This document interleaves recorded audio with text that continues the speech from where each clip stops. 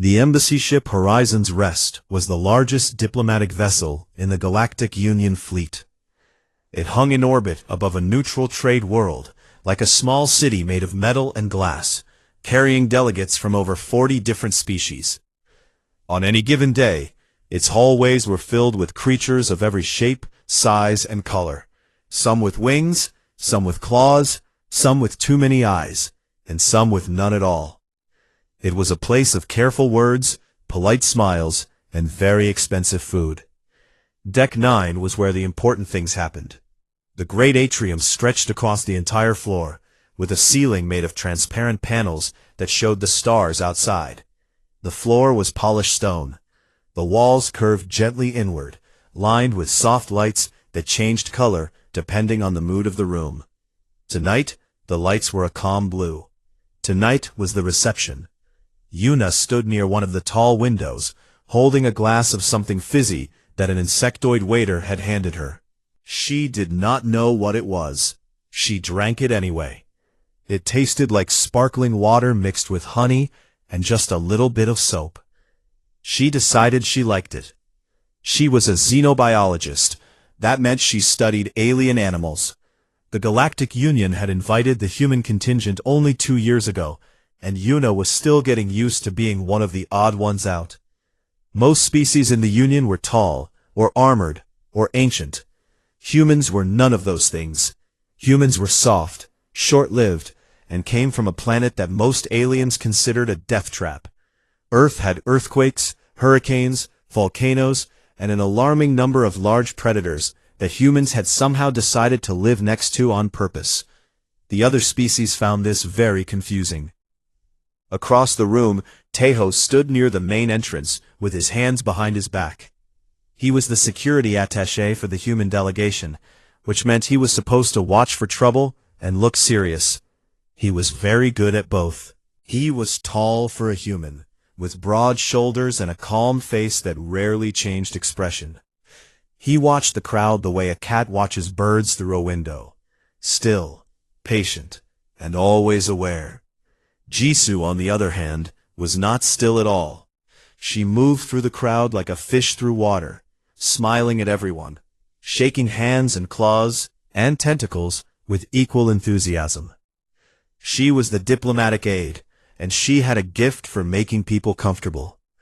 Right now, she was offering small squares of earth chocolate to a group of the Tivari delegates, tiny, feathered beings who barely reached her waist.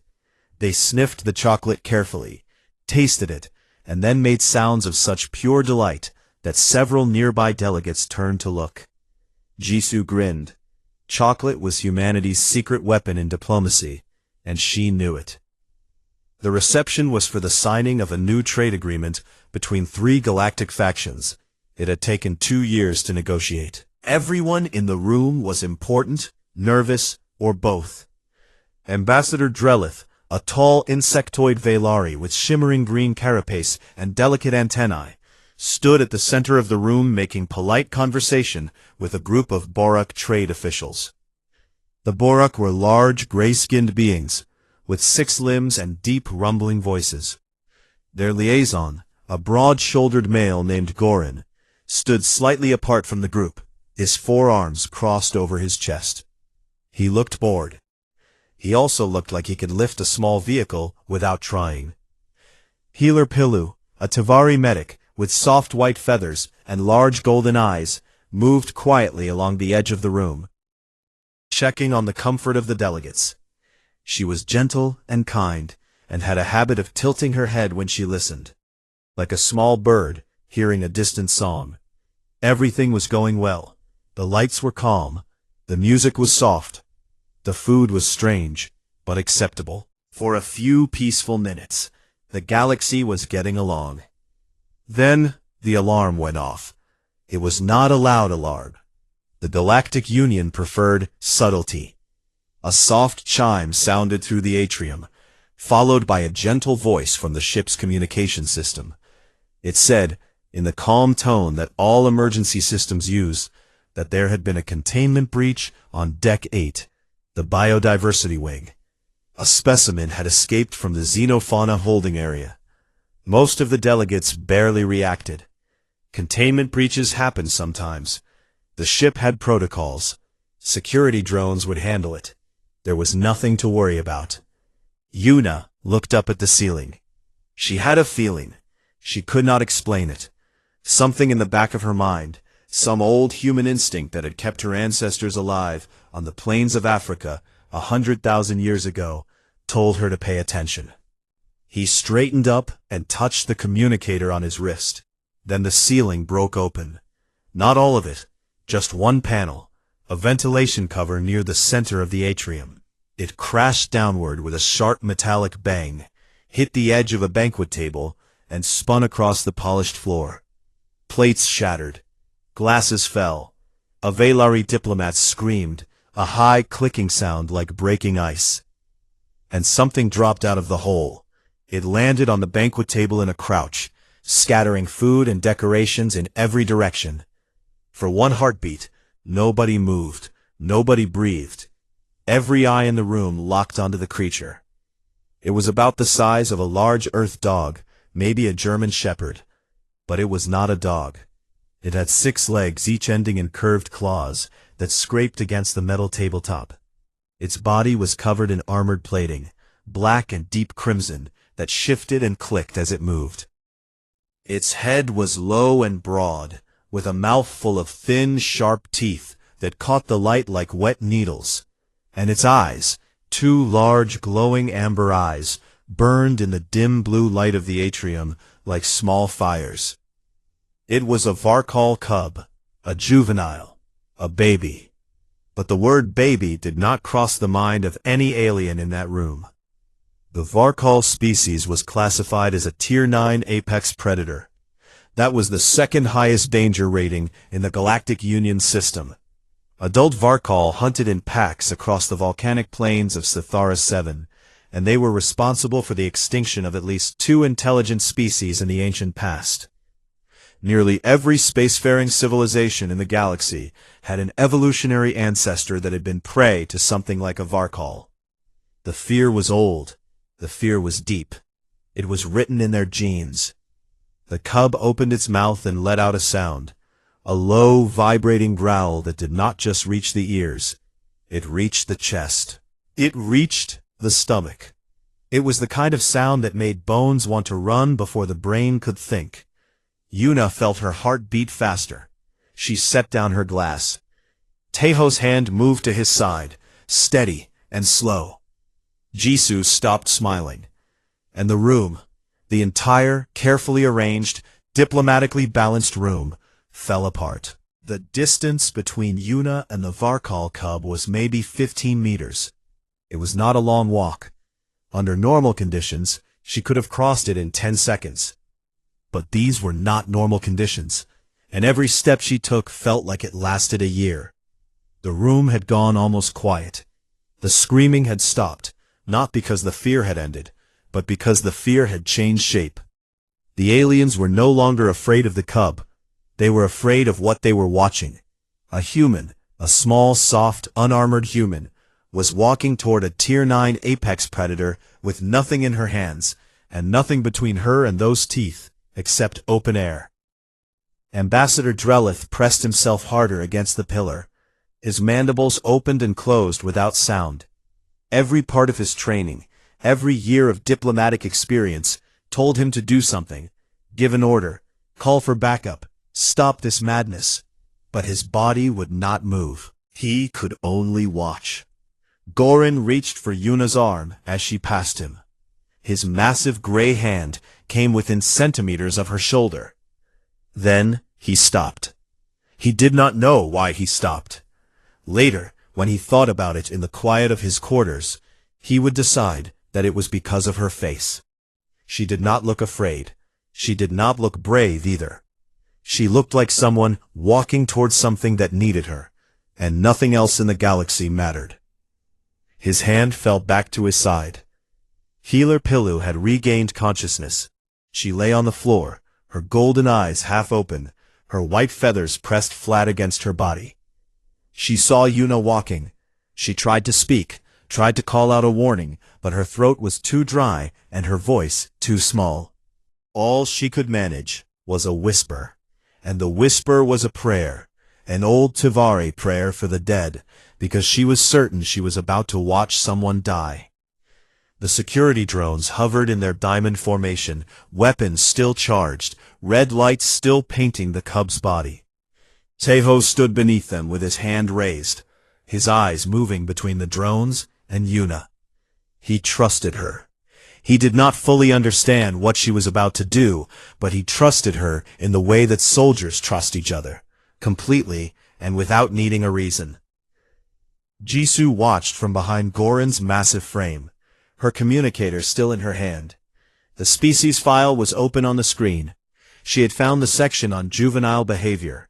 It said that Varkal cubs, when separated from their pack, displayed defensive aggression, but were not truly dangerous unless physically cornered.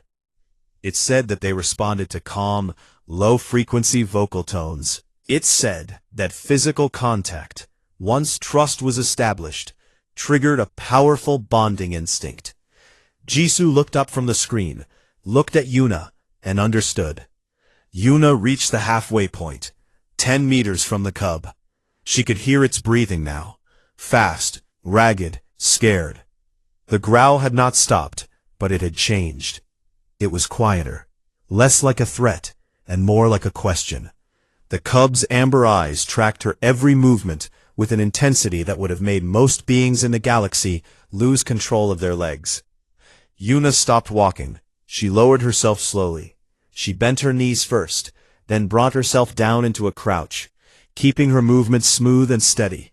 She made herself small. She turned her body slightly to the side, presenting less of a direct front. The same thing she had done 1,000 times with nervous dogs back on Earth, with frightened horses, with feral cats hiding under porches in the rain.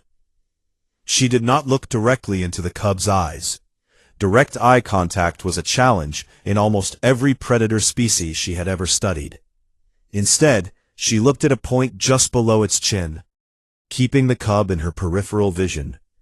She extended her right hand, palm down, fingers relaxed, low to the ground. And then she spoke. "Hey," she said. Her voice was soft. It was warm. It was the kind of voice that a mother uses when she finds her child crying in the dark. "Hey there. It's okay. You are okay." The cub's plating twitched. One ear, a small triangular flap hidden behind the armor, rotated toward her. "I know," Yuna continued, her voice barely above a whisper. "I know. It is loud and bright and scary. I know. But you are okay. Nobody is going to hurt you." She clicked her tongue softly, a small rhythmic sound. Click, click, click. It was not a word in any language. It was older than language. It was the sound that humans had been making to call animals closer, since before they had built their first fire. The Varkal cub stared at her. Its growl faded, its plating lowered, just a little, the sharp edges folding back against its body like a flower closing at dusk. Its claws, still dug into the ruined table, loosened their grip. The room was so silent that Yuna could hear her own heartbeat. She could hear the faint hum of the security drones above. She could hear, somewhere behind her, the ragged breathing of 40 alien diplomats who had forgotten how to move. "Come here," Yuna said. "Come on. Come here, baby." She kept her hand extended. Steady, patient. She did not move toward the cub. She let it choose. The cub lifted one paw from the table, then another. It stepped down from the table edge, its 6 legs moving carefully, like a cat testing uncertain ground. It took one step toward Yuna. Then it stopped. Its eyes searched her face, looking for something. Threat, deception, danger. It found none. It took another step, and another. Behind Yuna, Drellit's compound eyes went so wide that they reflected the entire room. Goran's mouth opened, but no sound came out. Pilu, still lying on the floor, covered her beak with her wing, and made a sound that was half gasp and half sob. The Varkal cub crossed the last 2 meters in a single quick movement. Not a lunge, not an attack, but the sudden, desperate rush of a frightened young thing running toward the only source of calm it could find. It pressed its head into Yuna's open palm. The armor plating was warm. It was smooth in some places and rough in others, like tree bark or old leather. Beneath the plating, she could feel the cub's skull, solid, heavy, real. She could feel the vibration of its breathing, fast at first, then slowing. Yuna curled her fingers gently. She scratched behind the plating where it met the softer skin of the neck, finding the spot by instinct. The cub made a sound, not a growl, not a snarl, a chirp, a small, high, broken sound, like a bird calling for its mother. Then its 6 legs folded beneath it, one pair at a time, and it sank to the floor at Yuna's feet. It pressed its body against her knees. Its amber eyes closed halfway, and it exhaled, a long, deep, rumbling breath that vibrated through the floor and up through Yuna's bones. The species file on Jisu's screen identified the sound. Contentment, safety, pack was a small smile, quiet and private, the kind of smile that people make when they are holding something fragile and precious and alive. She kept scratching behind the cub's plating. It pushed its head harder into her hand, asking for more. "There you go," she whispered. "See? It's okay. You are okay now." Nobody moved. Nobody spoke. The drones hovered, weapons still charged, but targeting lights dimming as their threat algorithms tried to process what they were seeing. The algorithms had no category for this. The algorithms had never seen a Tier 9 predator curl up at someone's feet like a house cat. Tejo let out a breath he had been holding for what felt like several minutes. He lowered his hand and looked at the drones. The drones looked back, if machines could be said to look confused. "Stand down," he said again. Quieter this time. Threat neutralized. Jisu was already on her communicator, calling the Xenofauna recovery team. Her hands were steady. But when she looked up at Yuna, kneeling on the floor of a ruined diplomatic reception with a living nightmare purring in her lap, there were tears in her eyes, and she was smiling so hard it hurt. Several species in the room had no biological mechanism for crying. But watching the small human woman hold the monster that had terrified them all into paralysis, some of them felt something very close. They did not have a word for it. Humans did. The panic did not start slowly. It did not build. It exploded. Ambassador Drellith was the first to react. His antennae snapped flat against his head, and his body released a thick cloud of pheromones, a chemical signal that his species had used for millions of years to warn each other of predators. The smell was sharp and bitter, like burning metal, and it hit every Valari in the room like a slap. 3 Valari diplomats near the back wall began clicking in high-pitched terror, their legs scrambling against the floor as they tried to move toward the exits at the same time. Drellith himself stumbled backward into a stone pillar. His thin limbs shook. His compound eyes, normally a deep calm green, were wide and flickering with reflected light. He tried to give orders, tried to say something useful, but his mandibles only clicked uselessly. His body had decided for him. His body said this was death, and his mind could not argue. Liaison Gorin moved faster than a being his size had any right to move. He grabbed 2 smaller delegates, a pair of Tavari who had frozen in place, and shoved them behind his massive frame. His 4 arms spread wide, forming a living wall. His gray skin had gone pale, almost white, and there was a tremor in his hands that he could not stop. He roared for security, his deep voice cracking at the edges in a way that would have embarrassed him deeply under normal circumstances. But these were not normal circumstances. Every cell in his body was telling him that the thing on the table was going to kill everyone in the room, and it was only a matter of time. Healer Pilu did not run. She did not scream. She simply folded. Her golden eyes rolled back. Her feathered body went limp, and she dropped to the floor in a dead faint. Two other Tavari near her did the same. A third tried to fly, wings beating uselessly against the air, in a reflex that had not worked for their species in 10,000 years, before crashing into a light fixture and tumbling back down. The Borak delegates moved as a group, their heavy bodies forming a tight cluster as they backed toward the far wall. One of them was making a low, continuous moaning sound. Another had picked up a chair and was holding it in front of himself like a shield, his 6 limbs locked and rigid.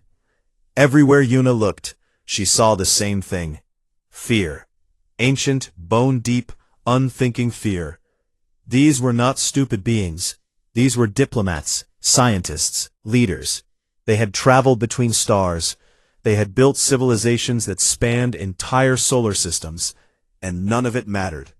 Because in the presence of a Tier 9 predator, even a baby one, their bodies returned to what they had been 1,000,000 years ago. Prey. The Varkal cub was making things worse. It had not expected to fall through a ceiling into a room full of screaming aliens. It was young, barely 6 months old by Earth standards, and it had been taken from its homeworld only recently for study. The noise, the lights, the pheromones, the running, all of it overwhelmed its senses. Its armored plating flared outward, the crimson and black plates rising like the hackles of a frightened dog. Its growl grew louder, sharper. It snapped its jaws at the air, not attacking, not hunting, just warning. Stay back. Stay away. I am scared. But no alien in that room could read those signs. They saw the teeth. They saw the claws. They heard the sound that made their blood go cold, and they ran harder. A table overturned with a crash. A Velari diplomat cut her thorax on broken glass and let out a shriek that echoed off the high ceiling. A Borak child, a young one who had been brought by her father to see the reception, began wailing, a deep, heartbreaking sound that cut through the chaos like a knife. Her father scooped her up with 3 arms and ran, not looking back. Then the security drones activated. 4 of them dropped from ceiling panels, smooth, oval machines the color of polished silver, each one equipped with a focused energy weapon capable of cutting through ship hull plating. They moved into a diamond formation around the cub, their weapons humming as they charged. Red targeting lights painted the cub's armored body. The drones were fast, efficient, and completely without mercy. They had one protocol for a Tier 9 containment breach, and it was simple. Eliminate. The Varkal cub saw the red lights. It did not understand what they were, but it understood danger. It crouched lower, its claws digging into the metal table, and let out a sound that was halfway between a snarl and a scream. Its body was shaking. Its plating rattled like loose armor. It was a baby, alone, surrounded by noise and light and things that wanted to hurt it, and it did not know what to do. In the middle of all of this, 3 humans stood still. It was not that they were not afraid. Yuna's heart was beating fast enough that she could feel it in her throat. Teho's jaw was tight, his hand resting near his sidearm. Jisoo had stopped moving, her dark eyes locked on the cub, with an expression that was hard to read. But they were not running, they were not screaming, they were not fainting or freezing, or releasing clouds of chemical terror. Their fear was there, yes, but it was different. It was the fear of a species that had spent its entire evolutionary history living alongside predators, hunting them, being hunted by them, and sometimes against all logic, bringing them into their homes and letting them sleep on their beds.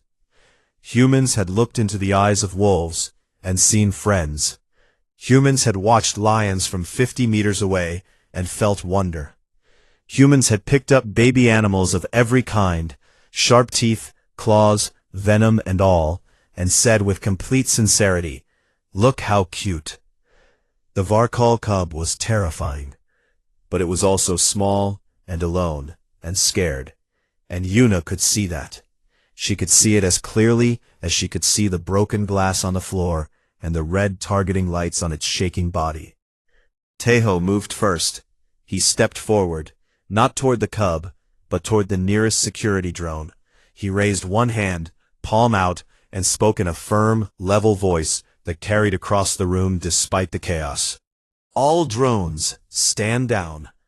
Galactic Union Code 773, Section 12. Endangered xenofauna, juvenile specimen. Lethal force is not authorized. The drones paused. Their weapons stayed charged, but they did not fire. The code was real. Tejo had looked it up 2 weeks ago during a slow afternoon, because he believed in being prepared for things that would probably never happen. He was very glad now that he had. Jisoo already had her communicator out. Her fingers moved across the screen, pulling up the xenofauna database. The Varkal species file filled her screen. Biology, behavior, threat assessment, handling protocols. She read fast. She had always been a fast reader. Yuna, Jisoo said, her voice low and calm. It is a juvenile, 6 months, maybe less. It is not hunting. The plating display is defensive. It is scared. Yuna nodded. She already knew. She looked at the cub, really looked at it. Past the armor, past the teeth, past the glowing eyes that the rest of the room saw as the eyes of a monster. She saw a baby. She saw something small and frightened, and completely alone in a room full of strangers who wanted to kill it. And something inside her, something old, something warm, something that had made her ancestors pick up orphaned wolf pups from the snow and carry them home. That something said, very clearly, help it. Yuna set her shoulders. She took a slow breath, and she stepped forward. Behind her, Ambassador Drellith made a sound like breaking glass. Human, he hissed. What are you doing? Yuna did not answer. 2 weeks passed. The broken tables on Deck 9 were replaced. The shattered glass was swept away. The pheromone stain on Drellith's pillar was finally cleaned after 4 attempts and a chemical solution imported from a Velari homeworld. The atrium looked the same as it had before, but nothing on the ship was the same.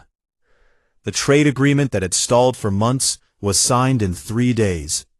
The negotiations that had been grinding forward at the speed of stone suddenly moved like water.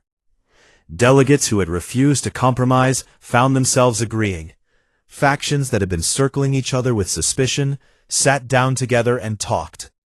3 species formally requested that human mediators be assigned to their delegations, citing what they called a stabilizing presence. The real reason was never written in any official document, but everyone understood it. They had watched a human walk toward the thing they feared most. And they had seen her hands shake, and they had seen her walk anyway. They trusted that. They trusted a species that moved toward danger, not to conquer it, but to comfort it.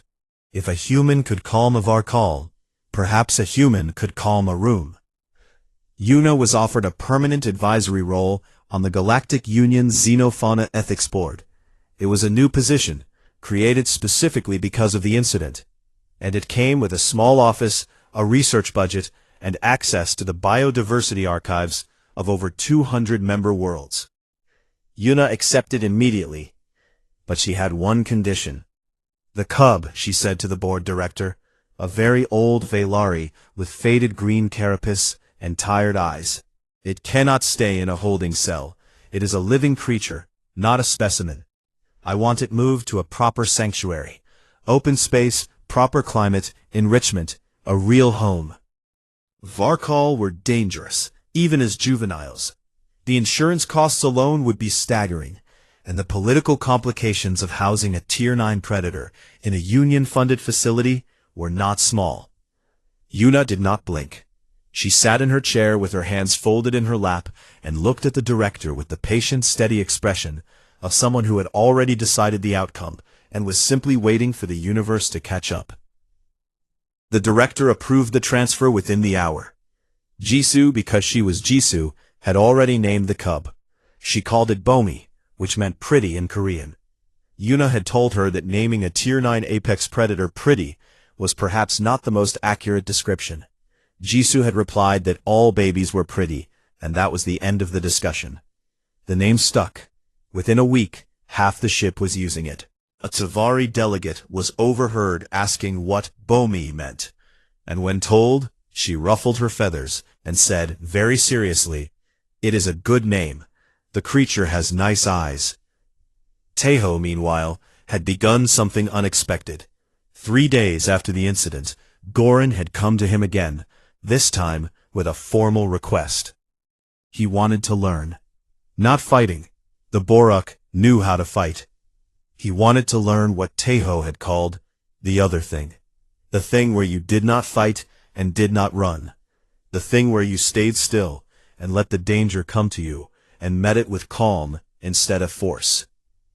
Taeho agreed. He set up a small training program in one of the ship's empty cargo bays. He started with breathing exercises, simple ones, the kind that human soldiers and emergency workers used to control their fear responses. He taught body language.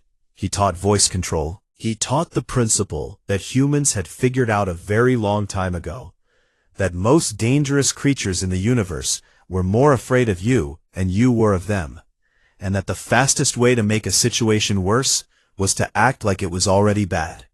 Goran was his first student. Within a week, he had 12. Within 2 weeks, 30. Boruk, Valari, Tavari, and species Taeho had never even seen before, crowded into the cargo bay and sat cross-legged on the floor, some of them needing 3 tries to figure out how cross-legged worked with 6 limbs, and listen to a human talk about how to be brave by being gentle. The classes were strange. They were difficult. Several students cried, which in some species involved releasing fluid from glands that were not located on the face. But they kept coming back. Jisoo, never one to miss an opportunity, started what she called an informal cultural exchange program, which was really just an excuse to show aliens pictures of Earth animals on her communicator. The results were spectacular. The Tavari were introduced to cats. They were horrified, then fascinated, then completely obsessed.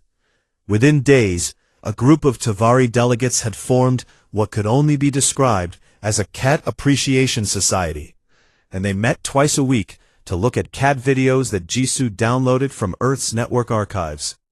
One elderly Tavari, a retired professor of xenobiology, watched a video of a cat knocking a glass off a table, looked at Jisoo with enormous golden eyes, and said, "It did that on purpose." "Yes," Jisoo said, "and you keep them in your homes, knowing this." "We love them because of this," Jisoo said. The professor sat in stunned silence for several minutes. The Boruk, meanwhile, discovered horses. Goran was the first to see a photograph, a tall brown mare standing in a green field with a human child on its back. He stared at it for so long that Taeho asked if he was all right. "It is beautiful," Goran said, and his voice was so soft and so full of wonder that Taeho did not know what to say. "And the child sits on it. The child trusts it." "Horses and humans have been together for thousands of years," Taeho said. "They carry us, we take care of them. It is a partnership." Goran requested access to the full Earth Animal Archive that evening. He did not sleep for 2 days. 3 weeks after the incident, Yuna took a shuttle down to the surface of the neutral trade world. The sanctuary had been built quickly, a large climate-controlled enclosure on the outskirts of the planet's main settlement, designed to mimic the volcanic plains of Saphara 7. The air was warm and dry. The ground was dark stone, cracked with veins of red mineral that glowed faintly in the low light. There were rock formations for climbing, pools of heated water, and a simulated sky overhead that shifted between the deep orange of a Satharan dawn and the dark purple of its night. Bomi was there. The cub had grown in 3 weeks.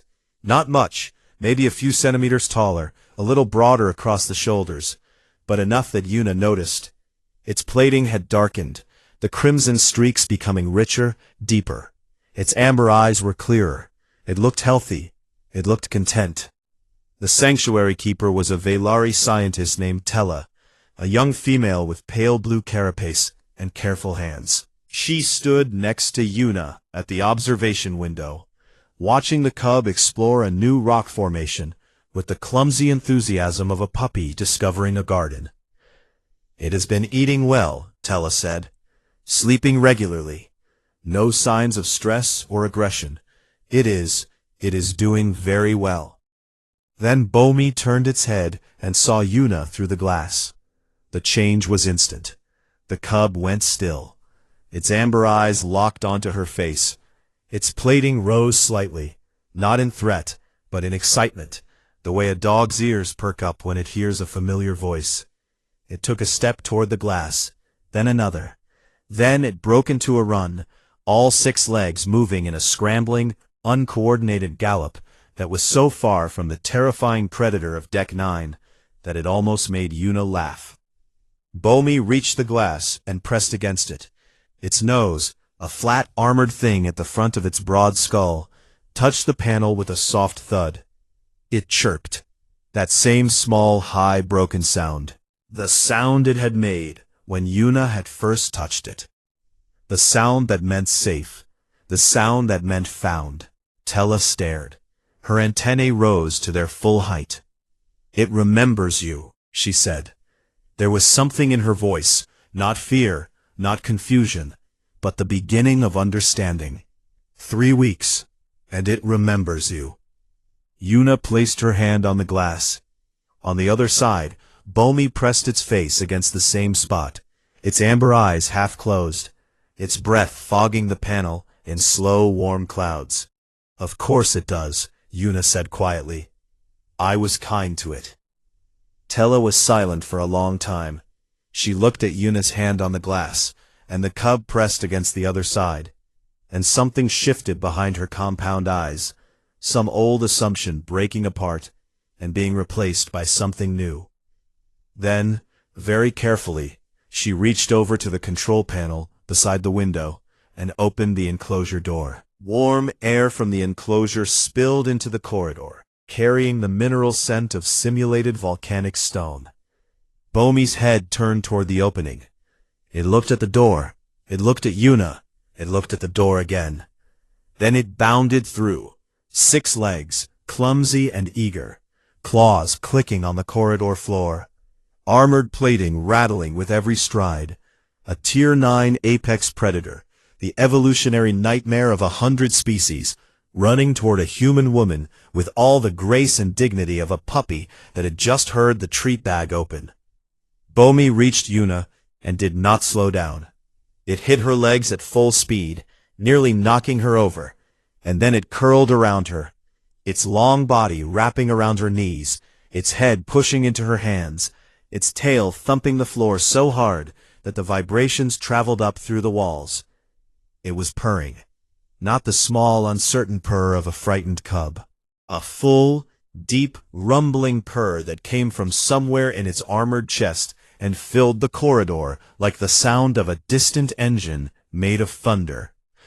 Yuna knelt down. She put both hands on Bomi's head and scratched behind the plating, and the cub closed its eyes and pressed into her with all the desperate, trusting weight of a young thing that had found the one person in the universe who had not been afraid of it. Tella watched from the doorway. She watched a human woman cradle a creature that could, if it chose, open her from throat to hip with a single swipe of its claws. She watched the creature melt into the woman's arms like it was made of nothing but warmth and need. She watched, and she understood something that her species had never understood before, that perhaps no species in the galaxy had ever fully understood until they saw it with their own eyes. Humans were not dangerous because they came from a death world. They were not dangerous because they were tough or stubborn or hard to kill. Those things were true, but they were not the important thing. The important thing was this: Humans had looked at the darkness of their world, the predators, the poisons, the storms, the thousand things that wanted them dead, and they had not just survived it, they had loved it. They had reached into the mouth of the wolf and come out holding a friend. They had taken the wildness of their planet and made it a companion. And now they were here, in the stars, and they were doing it again. The galaxy had always measured strength in claws and teeth, in venom and speed, in the size of a species' warships, and the power of their weapons. They had never encountered a species whose greatest weapon was the simple, terrifying willingness to love something that could kill them, and in doing so, make absolutely certain that it never would.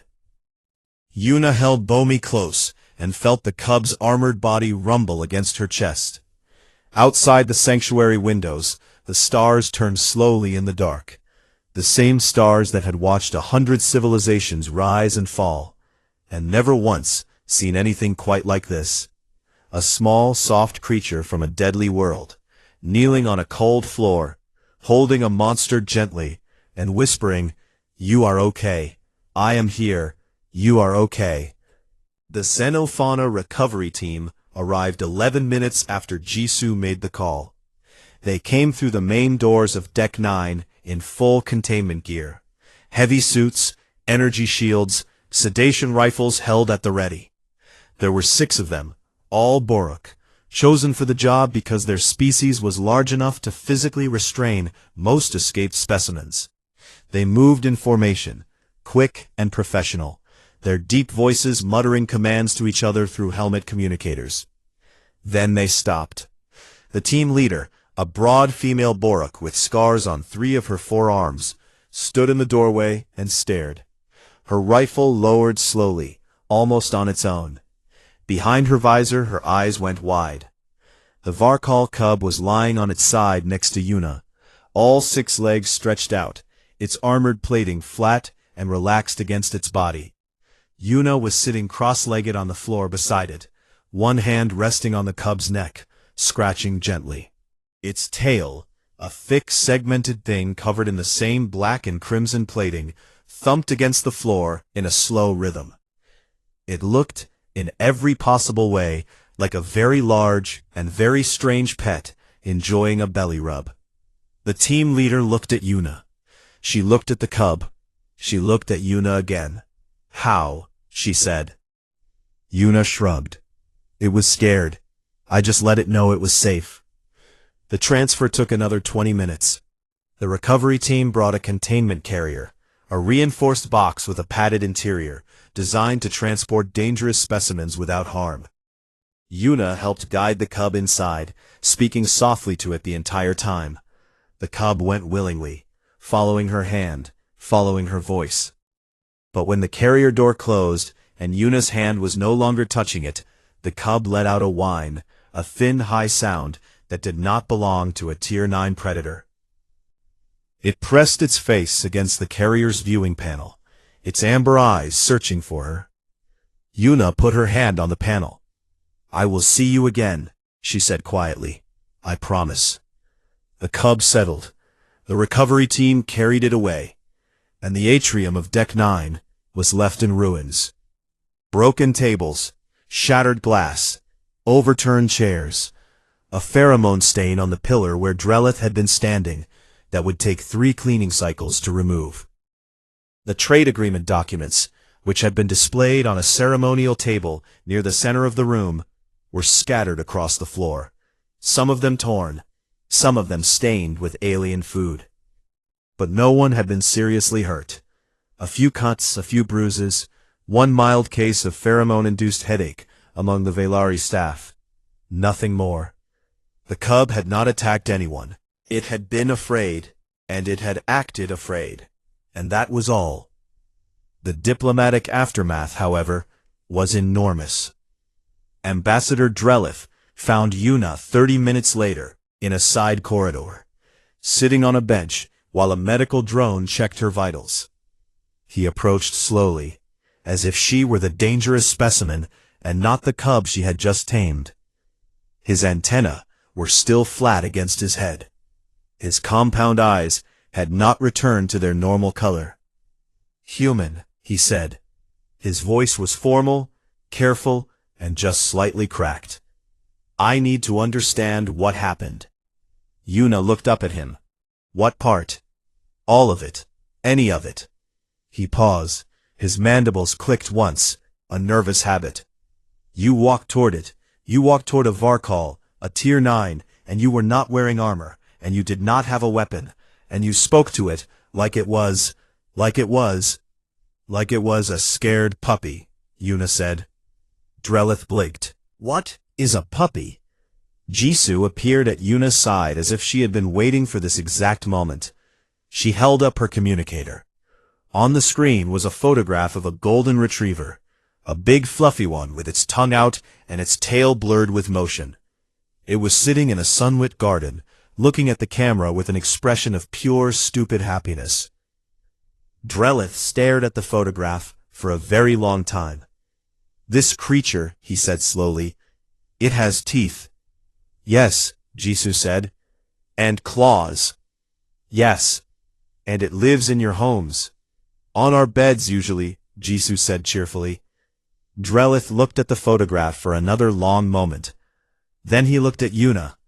Then he looked at the photograph again. His antennae slowly rose from their flattened position, which in Velari body language meant something between confusion and deep, existential concern.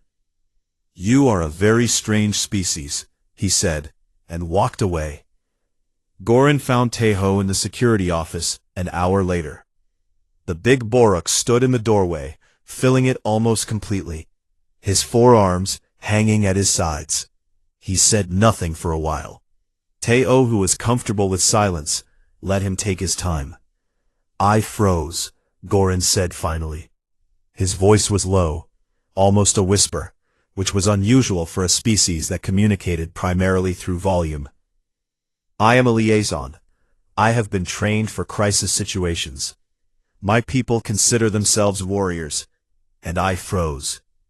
Taeho leaned back in his chair and looked at Goran. He did not smile. He did not look sympathetic. He looked at him the way one soldier looks at another after a bad day. "Everyone freezes sometimes," Taeho said. "Your colleague did not freeze. She walked toward it. She is half my size. She has no natural armor. She has no claws. And she walked toward it like it was nothing." "It was not nothing to her," Taeho said. "She was afraid. I could see her hands shaking. But humans, we have a long history with predators. We have been living alongside things that can kill us for as long as our species has existed. We learned that sometimes the bravest thing you can do is not fight and not run. Sometimes the bravest thing is to be still and be kind and let the scared thing come to you." Goran was quiet for a long time after that. Then he said, "I would like to learn how to do that." Taeho nodded. "I can teach you, some of it at least." Healer Pilu found Yuna in the medical bay. The small Tivari walked in on her thin bird-like legs, her white feathers still slightly ruffled from her fainting episode. She carried a scanner in one wing hand and insisted on examining Yuna's right hand, the one the cub had pressed against. "No cuts," Pilu said, turning Yuna's hand over with delicate feathered fingers. "No bruises, no puncture marks. It did not hurt you at all." "It was not trying to hurt anyone," Yuna said. "It was just lost." Pilu continued to hold Yuna's hand, even though the examination was finished. Her golden eyes were very large and very bright, and there was something in them that Yuna could not quite name. "I must ask you something," Pilu said, "and I need you to answer me honestly." "Of course." "Can all humans do what you did?" Yuna thought about it. She thought about her mother, who had once coaxed a stray cat out from under a car during a rainstorm. She thought about her father, who had spent 3 hours sitting quietly next to an injured bird until a wildlife rescue team arrived.